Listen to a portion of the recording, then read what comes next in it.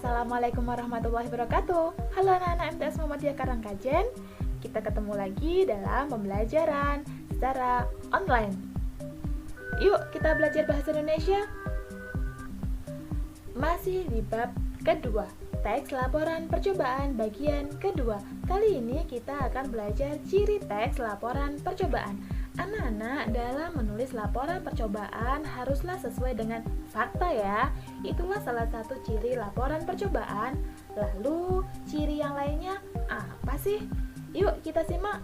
Setelah kalian mengenal teks laporan percobaan, kali ini kita akan belajar apa saja yang menjadi ciri-ciri teks laporan percobaan. Yang pertama adalah mengandung fakta.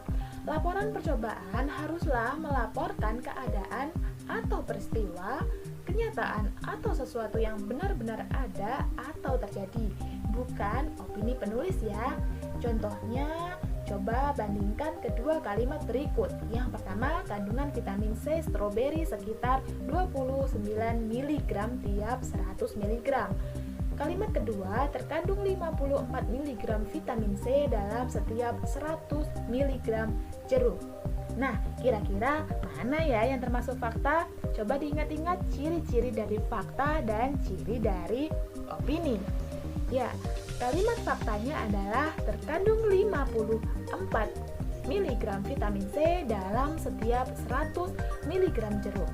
Kalimat pertama bukanlah fakta karena informasinya belum pasti dan terkesan masih berupa dugaan karena penggunaan kata sekitar. Di sini ya, kata sekitar di sinilah yang menjadikan ciri dari opini.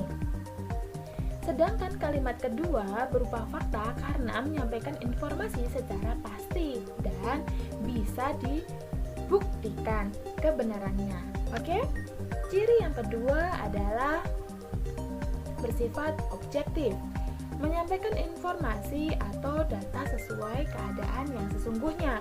Apabila hasil tidak sesuai hipotesis, ya sampaikan apa adanya sesuai hasil percobaan yang dilakukan. Misalnya, kamu sedang menguji perbandingan vitamin C pada jeruk dan stroberi. Kamu menduga buah jeruk punya vitamin C lebih tinggi daripada stroberi. Ternyata setelah dilakukan percobaan, hasilnya tidak sesuai dugaan. Nah, jika hipotesis tidak sesuai hasil, sampaikanlah hasil percobaan sesuai dengan keadaan yang sebenarnya. Ciri yang ketiga, yaitu disusun berdasarkan struktur yang sistematis dan lengkap. Sistematis berarti teratur menurut ketentuan yang dimiliki oleh laporan percobaan, bukan hanya sistematis atau teratur. Laporan percobaan harus disertai data yang lengkap, kalau bisa ya menggunakan diagram. Nah, maksud dari kelengkapan itu adalah yang pertama, teks laporan percobaan diawali dengan memaparkan tujuan percobaan. Kedua, memaparkan bahan dan alat penelitian yang digunakan untuk melaksanakan percobaan. Ketiga, memaparkan prosedur pelaksanaan percobaan dan melakukan pengamatan. Nah, yang ketiga ini adalah yang termasuk langkah-langkahnya. Keempat, menggunakan diagram untuk memudahkan dalam pemahaman. 5. Memaparkan pencatatan hasil percobaan. 6. Diakhiri laporan dipaparkan simpulan hasil percobaan berdasarkan hasil analisis terhadap teknik pengumpulan data hasil pengamatan. Ciri yang keempat adalah menggunakan bahasa baku dan ilmiah.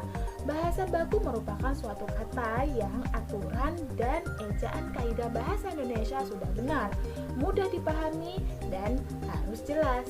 Bahasa ilmiah istilah teori-teori atau konsep yang digunakan dalam teks. Jadi contohnya seperti kalau kita melakukan laporan percobaan menjatuhkan dua buah batu bersamaan, akan ada istilah ilmiahnya yaitu kata gravitasi dan hambatan. Ciri yang terakhir yang kelima adalah disusun berdasarkan hasil percobaan. Sebuah teks laporan yang berbentuk laporan percobaan pastilah ditulis berdasarkan percobaan yang dilakukan. Hasil yang diperoleh dari percobaan tersebutlah yang dilaporkan kepada pembaca. Oke anak-anak, kalian telah belajar tentang 5 ciri teks laporan percobaan, yaitu mengandung fakta, bersifat objektif, disusun berdasarkan struktur yang sistematis dan lengkap, menggunakan bahasa baku dan ilmiah, yang terakhir disusun berdasarkan hasil percobaan. Nah, setelah video ini kalian harus mengerjakan 10 soal tentang pengertian teks laporan percobaan dan ciri-ciri teks laporan percobaan. Oke, saya tunggu. Alhamdulillah. Wassalamualaikum warahmatullahi wabarakatuh.